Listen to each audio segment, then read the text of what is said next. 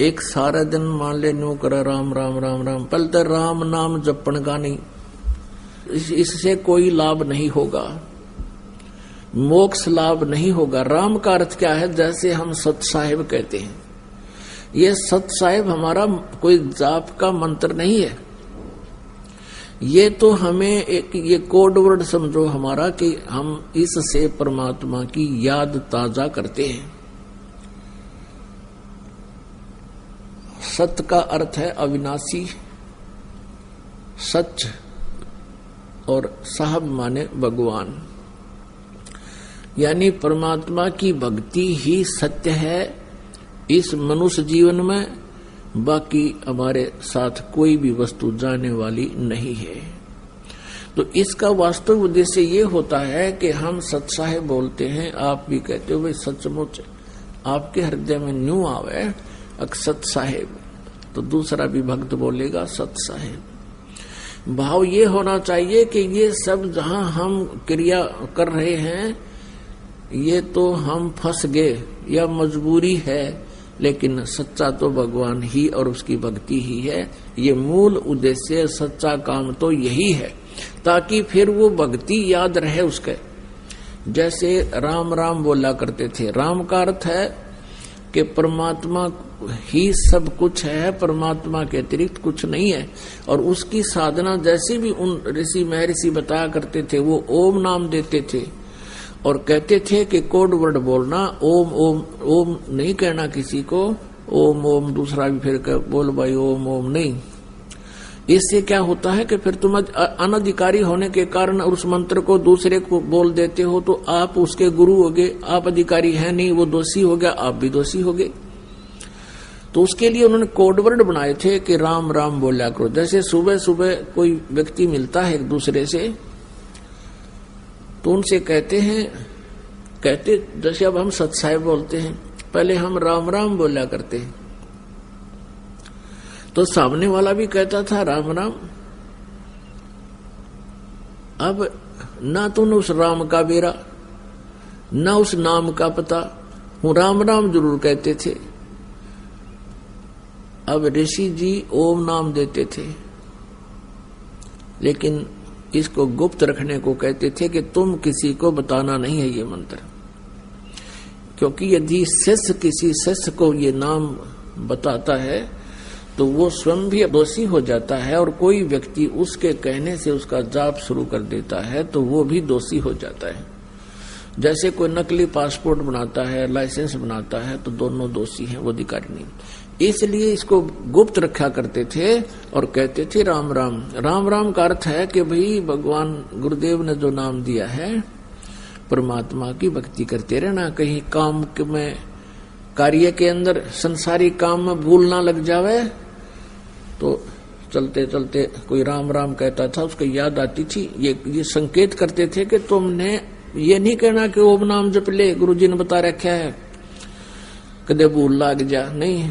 वो यूं बताया करते ऋषि जन कि तुम एक दूसरे से भगवान की भक्ति याद दिलाते रहना, यहाँ भूल बहुत शीघ्र पड़ती है। तो कहीं तुम आपस में मिलो तो बोलना राम राम, सामने वाला समझ जाएगा कि ये कह रहा है कि भक्ति ना भगवान का वो नाम जाप कर ले, कदे भूल पड़गी हो। जैसे आप खेतों में जा रहे हैं, मजदूरी पर जा रहे हैं और अन्य किसी कामवश सफर कर रहे थे, पहले तो सफर पैदल करते थे, तो रास्ते में कोई व्यक्ति मिल जाता और उसका भूल पड़ जाती थी कोई इधर उधर के विचारों में, सामने वाला कहा करता राम राम भाई राम राम, फिर वो कहता था राम राम राम राम राम राम, ओहो कहता मैं भूल गया था भाई। अब तो वो मन आध घंटे तक फिर श्रवण होता रहा उसका, फिर भूल सी पड़े, इतने कोई फिर टकरा जा राम राम कहने वाला। तो कहने का भाव ये है कि फिर वो मंत्र याद रहते थे, वो जब भक्ति करते रहते थे। लेकिन कहते हैं राम नाम जप कर थर होई, सत्य नाम में मंत्र दोई।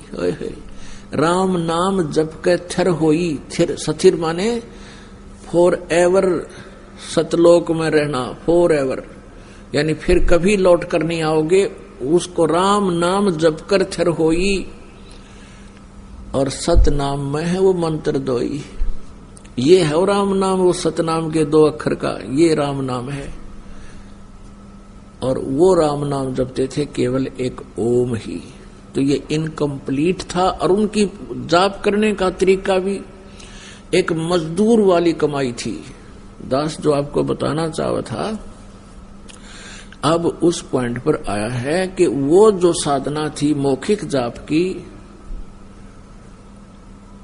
ओम ओम ओम ओम ओम ओम, फिर कहीं न कहीं ओम, 1 घंटे में कहें ओम कहें, ये सारी बकवाद थी। तो ये इसलिए तो वो तो 10 लाख बार मौखिक जाप करे और एक बार श्वास से जो दास बतावेगा, वैसे अपने आप चाहे वो ओम वाले उपकरण भी लाग जी, उससे कोई लाभ नहीं होगा। क्योंकि उनका तो आदेश वैसे ही करना है। तुम वैसा करोगे तो वो तुम्हारे भगवान का आदेश खंडन होने से दोषी हो जाओगे। और हमारे भगवान का आदेश है, श्वास उश्वास में नाम जपो, व्यर्था श्वास मत खो, न जाने इसे श्वास को हो, आवण हो के न हो। अब हमारे भगवान का तो आदेश है कि श्वास उश्वास से नाम जपना है, और इनके भगवान का आदेश है कि उच्चारण करके करना है।